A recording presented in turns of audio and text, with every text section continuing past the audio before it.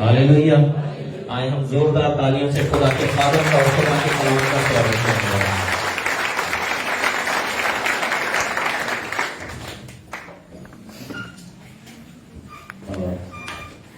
Hallelujah, hallelujah, hallelujah. खुदावंद यीशु के सामर्थी नाम में सबको जय मसीह की। पिछली बार हमने कौन सा वचन किया? पिछली बार अगर किसको याद है तो हाथ खड़ा कर दें। हमने एक टॉपिक शुरू किया है कलीसिया के सदस्यों की सेवकाई, कलीसिया के जो मेंबर्स हैं उनकी सेवकाई, जिसके 3 हिस्से हैं और 3 हिस्सों में हमने एक ही हिस्से पर गौर किया था। ये पहला हिस्सा है कि खुदा की सेवा करना, परमेश्वर की महिमा, परमेश्वर की सेवा करना, खुदा की सेवा। और दूसरा हिस्सा है कलीसिया की सेवा करना और तीसरा हिस्सा है संसार की सेवा करना। Hallelujah, hallelujah. वो व्यक्ति कभी भी संसार में सेवा नहीं कर सकता जिसने ये 2 सेवाओं को नहीं निभाया। जिस व्यक्ति ने खुदा की सेवा नहीं की, परमेश्वर की सेवा नहीं की, जिस व्यक्ति ने कलीसिया की सेवा नहीं की, वो व्यक्ति कभी भी संसार के अंदर कामयाब नहीं हो सकता, कभी भी नहीं। इसलिए अगर संसार की सेवा हमने करना है, हम चाहते हैं कि परमेश्वर संसार में हमसे काम ले, दुनिया के अंदर हमसे काम ले, दुनिया के अंदर लोग जो है हमारे द्वारा बचाए जाए, तो पहली सेवा परमेश्वर की सेवा करना हमारे लिए बेहद जरूरी है। हालेलुया। और दूसरी सेवा है कि कलीसिया के अंदर कलीसिया की सेवा करना बहुत ज्यादा है, जरूरी है। अगर हम इस तरह से नहीं आएंगे परमेश्वर के अंदर, तो हम चाहते हैं कि डायरेक्ट हमें परमेश्वर लोगों के लिए इस्तेमाल करना शुरू कर दे, तो मैं नहीं समझता कि कभी ऐसा हो पाएगा, बहुत मुश्किल हो जाएगा। तो परमेश्वर की सेवा के अंदर हमने इस बात को देखा था कि हमने क्या करना है, आराधना करना। हम एक बात को स्तुति करते, धन्यवाद करते, परमेश्वर की महिमा करते हैं, हम फास्टिंग रखते हैं, हम गीत गाते हैं, हम गवाहियां देते हैं, हम सब करते हैं। तो इन सब को, ये सारी चीजें जो मिल करके आराधना के हिस्से के अंदर आ जाती है, जिसे कहते हैं आराधक कौन है? जो परमेश्वर का भक्त, परमेश्वर का भक्त, जिसे किसी भी बात की चिंता नहीं होती, जिसे किसी भी बात की परेशानी नहीं, क्योंकि उसे पता है कि परमेश्वर मेरे साथ है। हालेलुया। परमेश्वर की भक्ति करना मतलब परमेश्वर की आराधना करना।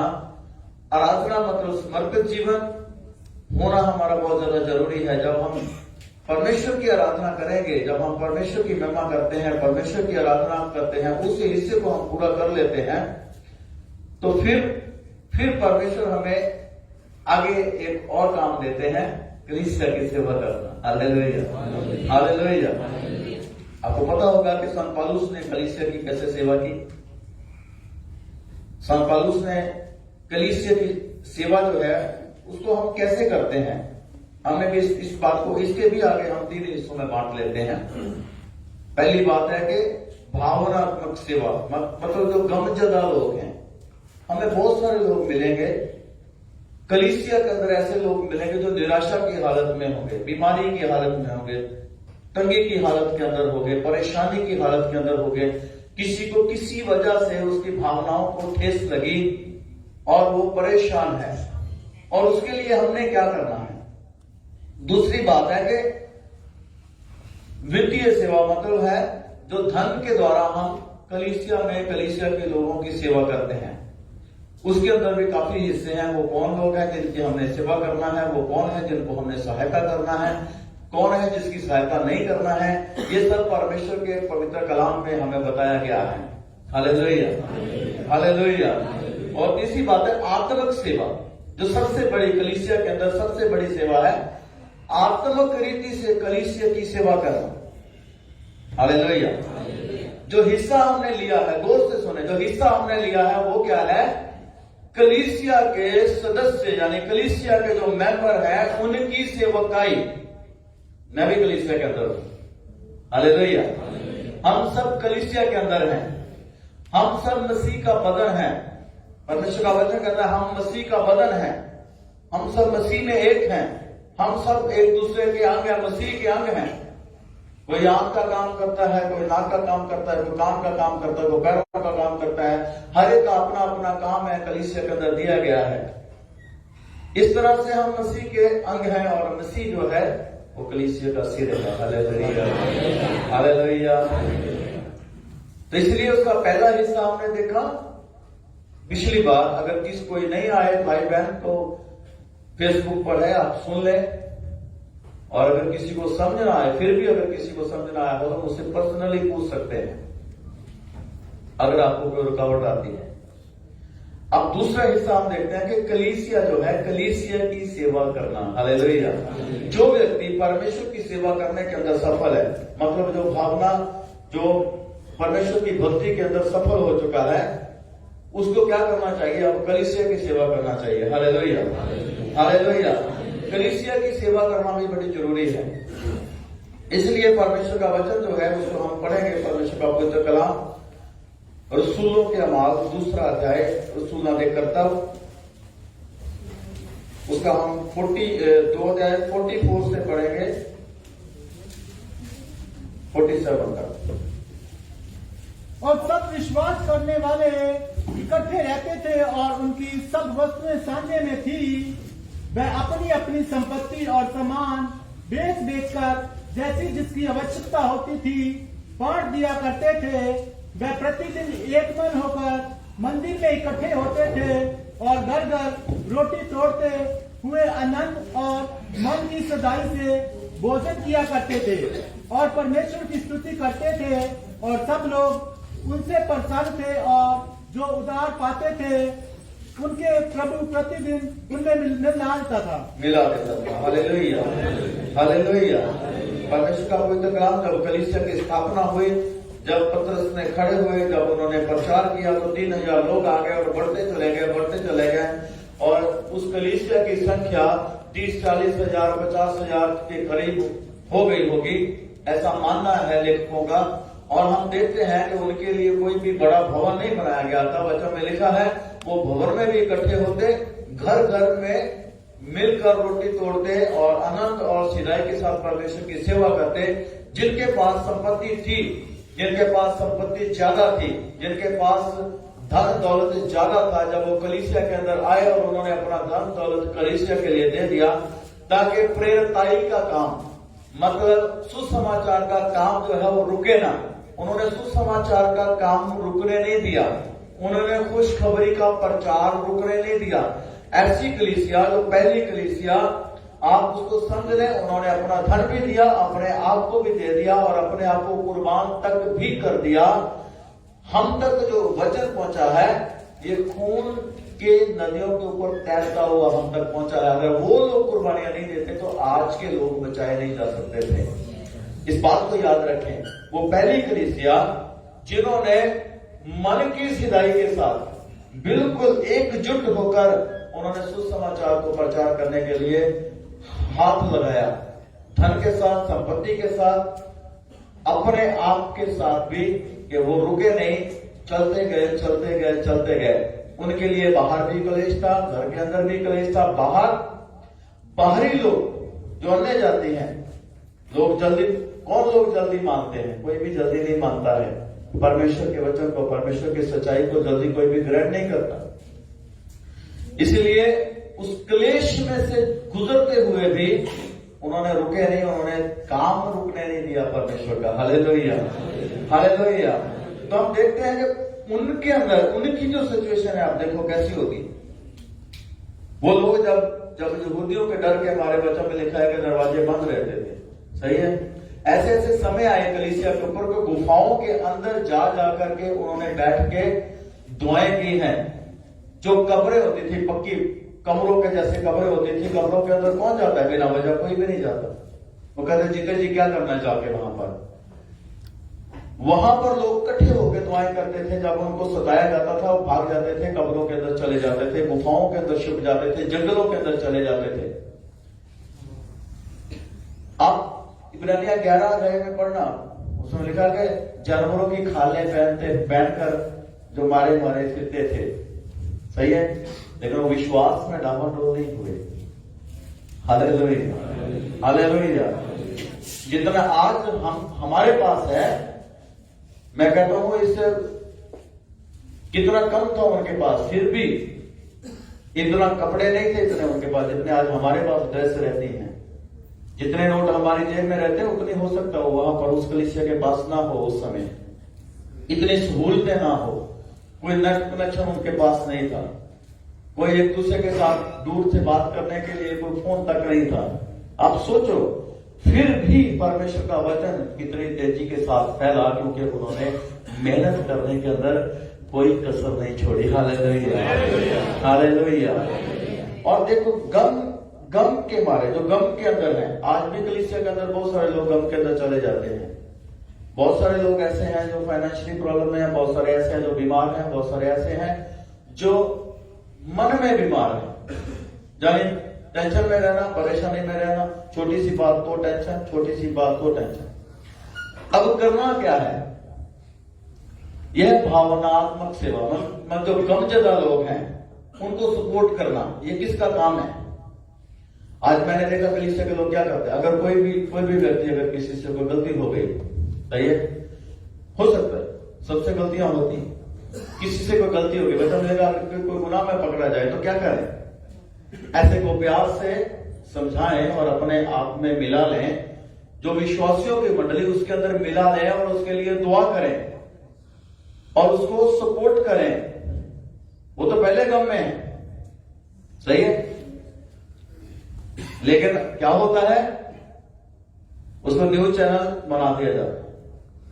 न्यूज चैनल जिसको नहीं भी पता उसको भी पता चल जाए, हाँ जी, और गम में आ जाए, बंदा कलीसिया छोड़ दे, धीरे धीरे प्रभु को भी छोड़ दे। क्या ये कलीसिया का काम नहीं है? जो गम के अंदर है, हो सकता है किसी के घर के अंदर कोई प्रॉब्लम है इसलिए वो गम के अंदर है, या उसके खुद के जीवन में कोई प्रॉब्लम है इसलिए गम के अंदर है, उसको सपोर्ट करना और उसके लिए दुआ करना, ये हमारा काम है। कलीसिया का काम ये है, कलीसिया का काम ये नहीं है। वचन में लिखा है एक दूसरे को बदनाम नहीं करो। हालेलुया। क्या लिखा वचन में? एक दूसरे को बदनाम नहीं करो। लेकिन उल्ट हो रहा है, इसके उल्ट हो रहा है, जो कहा नहीं करो वो किया जा रहा है। इसलिए परमेश्वर का पवित्र कलाम क्या कहता है? ये हमारी सेवा है कि जो गम के अंदर है, चाहे उसको कोई भी किसी भी प्रकार का क्यों ना गम हो। आपको पता है कि आदम भी गम के अंदर था। आदम जब अकेला था तो वो निराशा में गया और खुदा ने देखा कि आदम अकेला है, इसके साथ कोई सहायक नहीं है। गौर से सुनिए, तो खुदा ने उसके ऊपर नींव भेजी, उसकी पसली को निकाला और उसके लिए नारी बना दी, उसके जैसा एक सहायक बना दिया। Hallelujah, hallelujah, hallelujah. आज संपूर्ण मनुष्य जो है वो कौन है? खुदावंद यीशु मसीह, और हम उसकी पसलियां हैं। Hallelujah, hallelujah, hallelujah. बस समझते हैं कि नहीं समझते हैं? हम उसके अंग हैं। अगर एक दूसरे के साथ अंग भिड़ जाए तो क्या होगा?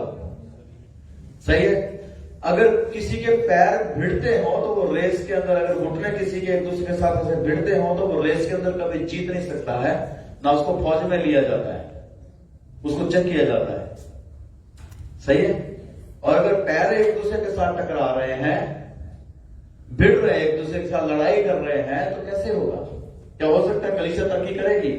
क्या घर तरक्की करेगा? क्या परिवार तरक्की करेगा? हस्बैंड वाइफ जो है वो लड़ाई के अंदर है, झगड़े के अंदर है, तो क्या ऐसा हो सकता है कि वो परिवार तरक्की कर ले? कभी भी नहीं हो सकता। इसलिए परमेश्वर का पवित्र कलाम जो है वो कहता है कि हमने एक दूसरे के गम के अंदर उसकी सहायता करना है। हो सकता है आप पैसा नहीं दे सकते हो सकता है कोई दे सकता है, कोई नहीं दे सकता, हो सकता है आप ऐसी सहायता नहीं कर सकते, लेकिन आप अपना वक्त दे सकते हैं, आप उसको वक्त दे सकते हैं, उसको सपोर्ट कर सकते हैं, उसको हौसला दे सकते हैं, उसको दलेरी दे सकते हैं। जो कुछ उसने अपने जीवन के अंदर खोया है उसको वापस वो प्राप्त करे, आप उसको मजबूत कर सकते हैं हौसला और दलेरी दे करके। Hallelujah, hallelujah. तो पहली जो सेवा है हमारी, इसके अंदर क्या है, कलीसिया की सेवा के अंदर के जो भावनाओं के अंदर ठेस खाए हुए लोग हैं। आपको पता है कि संसार के अंदर धोखा है, संसार के अंदर धोखा है, और उसके अंदर क्या करना चाहिए। मैं एक दिन निराश था, इसलिए क्योंकि बीमारी के कारण, इसलिए निराश था क्योंकि मेरे मम्मी 28 साल से बीमार थे, इसलिए मैं निराश था। मेरा भी जीवन गम के अंदर था और मैं सुसाइड करना चाहता था। क्यों? क्योंकि मुझे पता नहीं था मसीह यीशु के बारे में। दुआ कराता था कि प्रभु यीशु मसीह गोरों का गुरु है, इस तरह से कि हो सकता है प्रभु यीशु मसीह ठीक कर दे, चलो ठीक कर दे, ठीक है, रहना तो अपने सरदार ही है, प्रभु ठीक कर दे, बहुत है। हाँ जी, क्या सोच है, कब्रों पर भी तो हम जाते ही हैं, लेकिन फिर भी हम मानते तो अपने प्रभु को ही है। सियाना ने भी असि जाने हैं, मानते तो फिर भी असि अपने प्रभु को, लेकिन प्रभु यीशु मसीह हमारा संपूर्ण विश्वास चाहते हैं। Hallelujah, hallelujah. तो जो व्यक्ति उस संपूर्ण विश्वास में नहीं आ रहा है, वो नाश हो रहा है, उसके लिए क्या करना चाहिए? उसको विश्वास में लाने के लिए तो प्रभु यीशु मसीह पर विश्वास करके वो चंगाई को ले, प्रभु यीशु मसीह पर विश्वास करके वो फाइनेंशियली सेट हो जाए, प्रभु यीशु मसीह पर विश्वास करके उसकी बीमारी चली जाए। तो इसके लिए क्या करना है? उसके गम को दूर करके हमने उसको सुसमाचार देना है, हमने उसके साथ बैठना है, टाइम स्पेंड करना है, अपनी गवाही शेयर करना है, ताकि वो विश्वास में आए। मेरे पास भाई आया, उसने अपनी गवाहियां शेयर की और वचन शेयर किया, वचन काम किया, उसने दुआ कराई, सक्सेसफुल, बिल्कुल ठीक। Hallelujah, hallelujah. सारे काम के सारे प्लान चेंज हो गए, सब कुछ चेंज कर दिया खुदावंद यीशु मसीह में। और खुदावंद यीशु मसीह, मैंने इस बात को नजदीक से देखा है, जो खुदावंद यीशु मसीह ही है जो मौत को जीवन में बदल देता है। Hallelujah, hallelujah. इसलिए आप उन लोगों की सहायता कर सकते हैं जो लोग गम के अंदर हैं। आपके पास गमों को दूर करने वाली दवाई है। हालेलुया, आपके पास है, आपके पास है। ये नहीं कि आप अगर गए तो उसके गम को और बढ़ा के आ जाओ। अगर कोई बीमार है तो उसे, है ना, जितना कहते कि हौसला देने के लिए जाते हैं और उसका हौसला तोड़ के आ जाते हैं। अगर कोई बीमार है, सही है, तो उसको जाके कहेंगे इस बीमारी से तो कोई ठीक ही नहीं हुआ कभी। हाँ जी, तो कलीसिया के लोग जाके अगर ऐसी बातें करें, उनसे सेवा पानी भी करवा के आ जाए और उनका हौसला भी तोड़ के आ जाए, तो क्या होगा? ना तो कलीसिया तरक्की करेगी और ना आपकी सेवा बढ़ सकती है। आपकी भी सेवा है, एक एक जन की सेवा है पर्सनली। ये नहीं सोचना कि ये पास्टर की सेवा है, नहीं, ये सेवा प्रभु की सेवा है और हम सब मिलकर कर रहे हैं। Hallelujah, hallelujah. इसलिए पहली बात याद रखिएगा कि जो किसी के गम को बढ़ावा नहीं देना, भी और बढ़ जाए और पता खत्म। हाँ जी, नहीं, उसको हौसला देना है, उसको तसल्ली देना है, उसको वचन से तसल्ली देना है। खुदावंद यीशु मसीह सब कुछ कर सकता है और मैंने देखा है अपने जीवन के अंदर के सब कुछ कर सकता है। Hallelujah, hallelujah. बहुत सारी बातें, कई बार लोग विश्वास में नहीं आते, नाश हो जाते हैं, वो पूरी तरह विश्वास में नहीं आते। इसलिए हमें वो व्यक्ति होना है कि जो दूसरों को विश्वास का निर्माण करने वाले हैं। हम वो हैं जो विश्वास का निर्माण करने वाले, विश्वास को ढाने वाले नहीं बनना, जो पहले थोड़ा बहुत उसका विश्वास का भी चला जाए, नहीं। Hallelujah, hallelujah. तो कलीसिया की सेवा के अंदर पहली सेवा कि दूसरों के मनों को क्या देना? सांत्वना देना, यानी शांति देना। खुदावंद यीशु मसीह जब मुर्दों में से जी उठे तो वचन में लिखा है कलीसिया जमा थी, लोग दुआ कर रहे थे, दरवाजे बंद थे, खुदावंद यीशु मसीह एंटर हो गए बंद दरवाजों के अंदर। खुदावंद यीशु मसीह ने उनके ऊपर फूंका कि पवित्र आत्मा लो, और क्या कहा? तुम्हें क्या मिले? शांति मिले। इस बात को याद रखिएगा कि कलीसिया के अंदर शैतान क्या काम करता है, वो आपकी शांति को चुराने के लिए आता है, आपके धन को चुराने के लिए नहीं आएगा, वो बात की बात। लेकिन वो ऐसे काम करेगा कि आपकी शांति जाए, आप अशांत रहें और खुदा से आपका विश्वास क्या हो जाए, कम हो जाए, खुदा से आप टूट जाएं, आप टूटे और टूट जाएगा जो वो अलग हो जाएगा और उसको शैतान फड़ खाएगा, वचन में लिखा है। इसलिए जो शांति चुराने के लिए आता है, जो आपकी तसल्ली को चुराने के लिए आता है, उसको डांटे यीशु मसीह के नाम से। आपके पास कलाम है, आपके पास खुदा का पवित्र लहू है, आपके पास खुदा का नाम है जो यीशु नाम है, जो सब नामों से बड़ा नाम है। Hallelujah, hallelujah. और दूसरी सेवा जो है ये कि हम धन के साथ क्या करते हैं, दूसरों की सेवा करते हैं धन के साथ। अब धन के साथ सेवा जो करनी है उसमें क्या है, अब गौर से सुनिएगा इस हिस्से को, सही है। हो सकेगा कोई कहेगा मैंने तो पास ही से मांगा था 2000 ने दे नहीं, और आज ये कलाम कर रहे हैं कि धन के साथ क्या करना चाहिए, सेवा करनी चाहिए। हाँ जी, तो वो किसकी सेवा करना है ये कलाम हमें बता रहा है, सही है ना, वचन हमें बता रहा है। खुदा का कलाम कहता है, खुदावंद यीशु मसीह ने क्या कहा, जिसके पास कपड़ा नहीं है उसको क्या दे, कपड़ा पहनने के लिए दे। जिसके पास 2 कुर्ते हैं वो 1 कुर्ता उसको दे दे। जिसके पास ये नहीं कि उसके पास 10 जोड़ी पहले ही और जो तुमने पहना हुआ है वो भी वो मांग ले और आप उतार के दे दो, नहीं, ये नहीं लिखा है। गौर करिए, ये नहीं लिखा है। मैं आपको सच्ची घटना बताता हूं, गौर से सुनिएगा। मैं जो मेरे साथ हुआ मैं कभी बता लेता हूं। किसी ने मुझसे पैसे मांगे, मैंने कहा ठीक है, बड़ी परेशान, बहन बहुत परेशान, पैसे दे दो, पैसे दे दो, 700 ग्राम चाहिए, अभी चाहिए, अभी। बड़े देर की बात है। मेट्रो स्टेशन पर जाके हम 2 बंदे उनको पैसे देने के लिए गए, और जब पैसे दिए बोलते पास्टर जी मेरे पास जो पैसे हैं मैं उनको छेड़ना नहीं चाह रही हूं कि मेरी डबल स्टोरी ना रुक जाए। कमाल हो गया, मैडम मेरी तो सिंगल स्टोरी है और उसमें भी आधे लकड़ी है और आधे लेटर है, सही है, और इनकी डबल स्टोरी ना। मैंने कहा आपको पता है कि मेरी सिंगल स्टोरी है अभी, हालेलुया, मेरे पास सिंगल मकान है। देखो कमाल है भाई, ये तो प्रभु ने नहीं कहा है। जब ये आप कर रहे हैं तो फिर आप कलीसिया में क्यों मांग रहे हैं, बात सही है कि नहीं। तो मैं देख के आ गया, मैंने कहा चलो ठीक है प्रभु आपकी मर्जी, जो हो गया सो हो गया। तो ऐसा भी होता है, सही है। लोग क्या कहते हैं मेरा पैकेज पड़ा रहे, सही है, मुझे इधर उधर से करने की जरूरत ना पड़े। हम तो चर्च जाते हैं, हम पास्टर से कलाम सुनते हैं, इतना बनता है कि नहीं बनता है, हाँ जी। और ये नहीं पता अगर पास्टर ने कुछ बोल दिया तो हो भी जाएगा। ये भी सुन लीजिए, भाई की गाड़ी फ्री हो गई, हालेलुया, हालेलुया, हो जाता है बोलने से, सही है।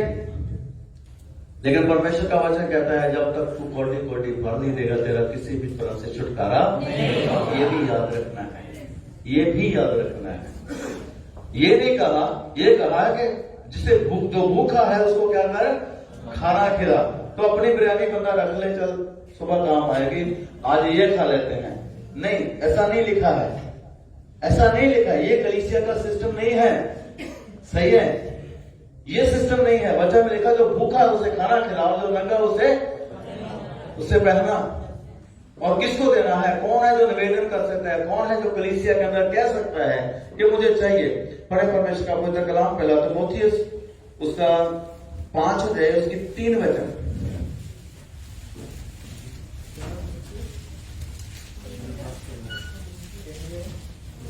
पहला तीमुथियुस 5 अध्याय 3 वचन। उन विधवाओं का जो सचमुच विधवा है आदर कर, हालेलुया, हालेलुया।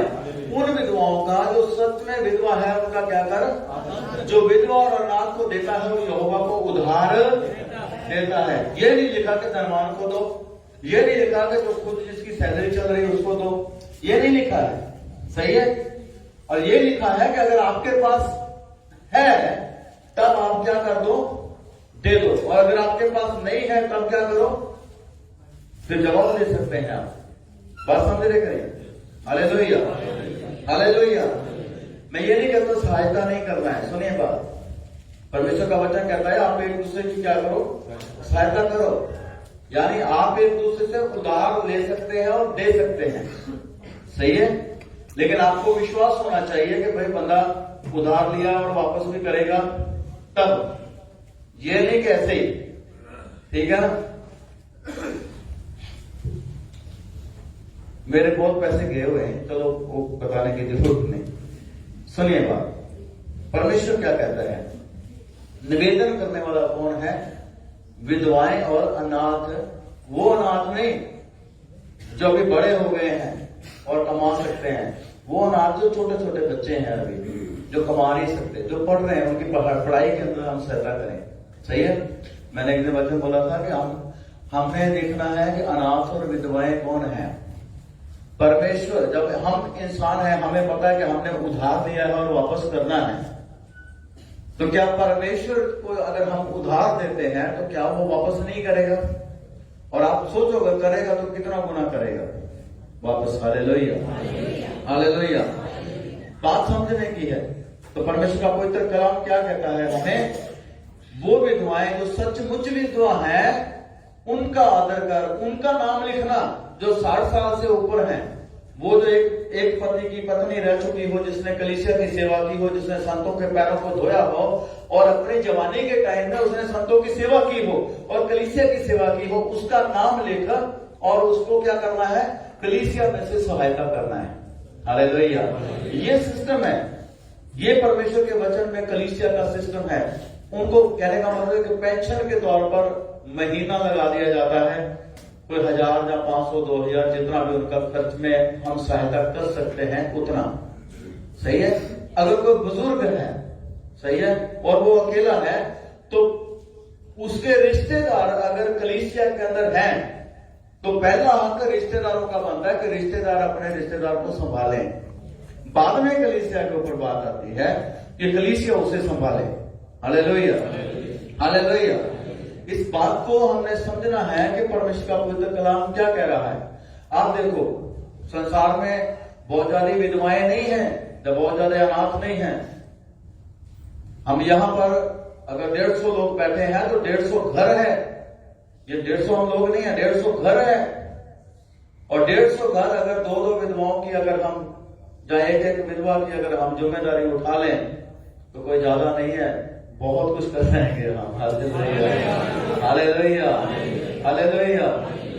परमेश्वर का धन्यवाद है। जब आपने देना है तो गुप्त में देना है, उसको ढिढोरा नहीं पीटना है कि हमने भाई विधवा को दिया, हमने भाई अनाथ को दिया। नहीं, आपने गुप्त में देना है, परमेश्वर गुप्त में आपको देगा और आशीषित करेगा और बढ़ाएगा। Hallelujah, hallelujah.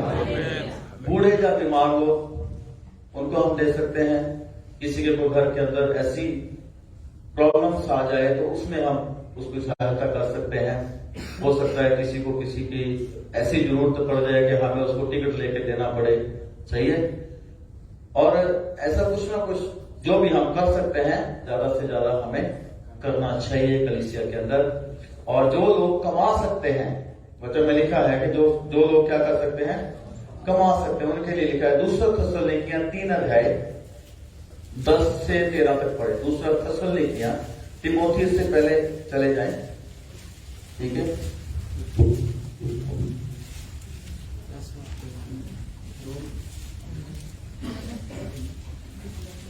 दूसरा थेसलोनिकियां 3 अध्याय 10 से पढ़े, 10 से।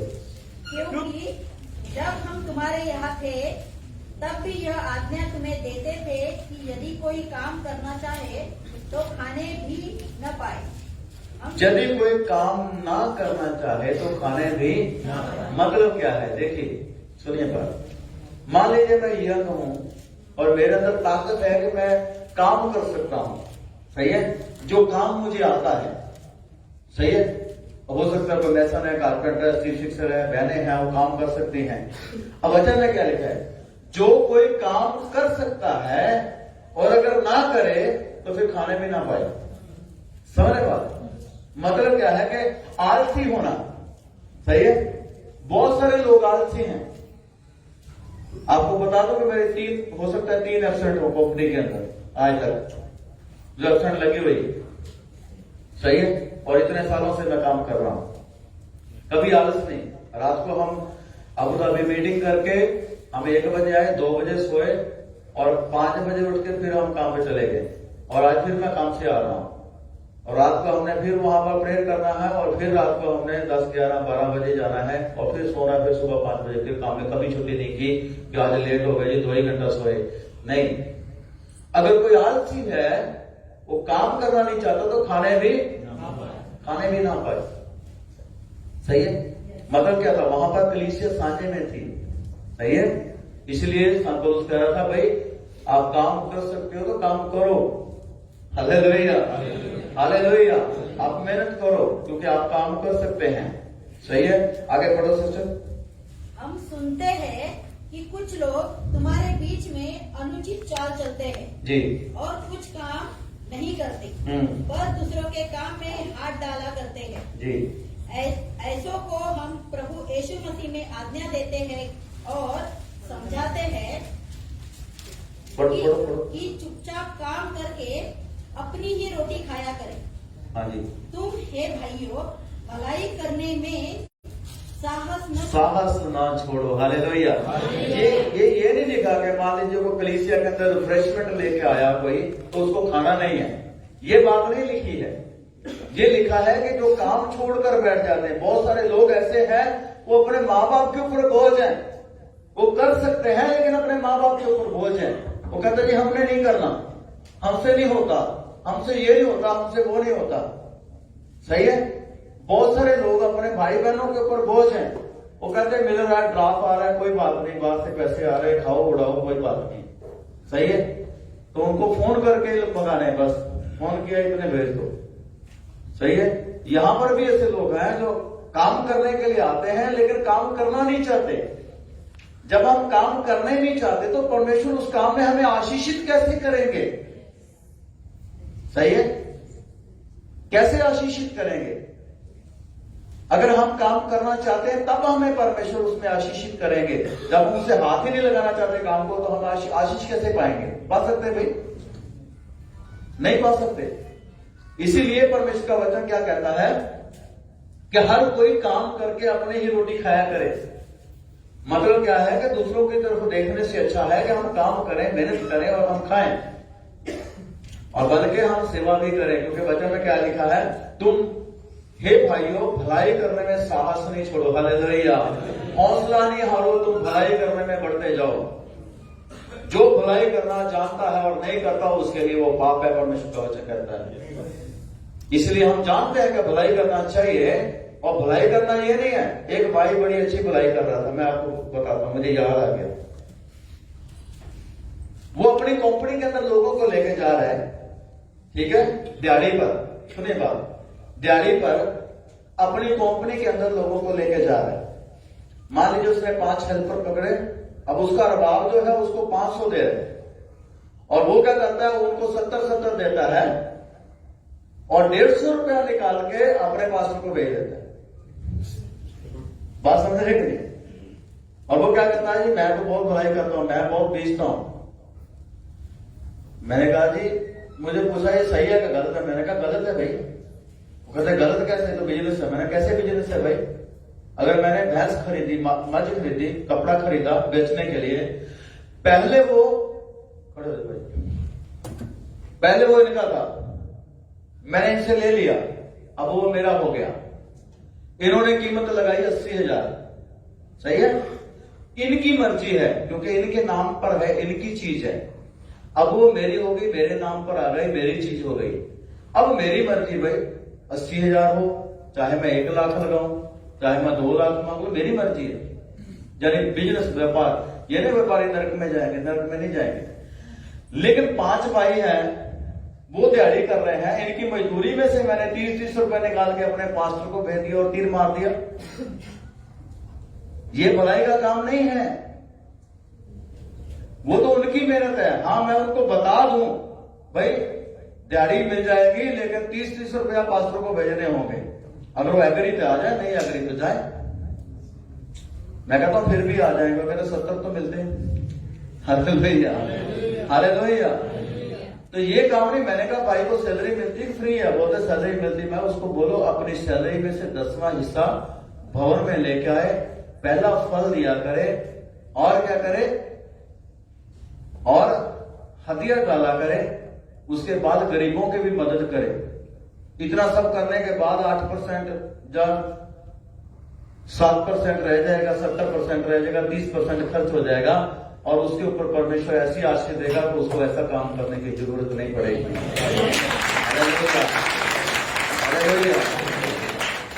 तो ये कौन सा काम है भाई? किसी का वो लेके तो मैं अपने पास्टर को भेज दिया, मैंने कहा जी मैं बड़ा दान करता हूँ। हाँ जी, तो ये भी बनाई है। ऐसा काम भी नहीं करना कि दूसरे का लेके हम नंबर अपने बनाए जी मैंने किया है। हाँ जी, तो ये सेवा नहीं है। ऐसी सेवा परमेश्वर जानता है कि हमने कहां से क्या दिया है और कैसे बीजा है, कैसे बोया है। जैसे हमने बोया, जिन्होंने बोया है, जिनका बोया जा रहा है वो काट देंगे, उनको पता भी नहीं होगा कि किसने कब मेरे नाम से बो दिया। Hallelujah, hallelujah. हो सकता है कि हम हिसाब ना रखें, परमेश्वर पूरा पूरा हिसाब रखते हैं। आमीन, हालेलुया, हालेलुया। तो इसलिए मांगने वाला कौन है? कौन, किसको अधिकार है? विधवा को और अनाथ को, जिसको जरूरत है कि भाई मैंने पढ़ाई करनी है, पास्टर जी मुझे पढ़ा दो, ठीक है, मैंने ये करना है, मुझे ये काम करा दो, ठीक है। तो अगर कलीसिया के पास है, फंड है, या फिर कलीसिया के लोगों के अंदर बोला जाए तो फिर वो कर देना चाहिए, क्योंकि परमेश्वर का वचन ऐसा ही कहता है। अगर हम गलतियां करें तो उन गलतियों का भुगतान पास्टर करे, तो ऐसा नहीं हो सकता है, ये बात गलत है। हालेलुया। आप वचन सुन के आशीष लेने के लिए आते हो, और वचन से आपको वो आशीष मिलती है जो कभी खत्म नहीं होगी, जो आपसे कोई भी चुरा नहीं पाएगा। केवल आप विश्वास से आमीन बोल के लिया करो। मैं कहता हूँ परमेश्वर आपके जीवन में बड़ा काम करेगा। दूसरी बात है आत्मिक सेवा।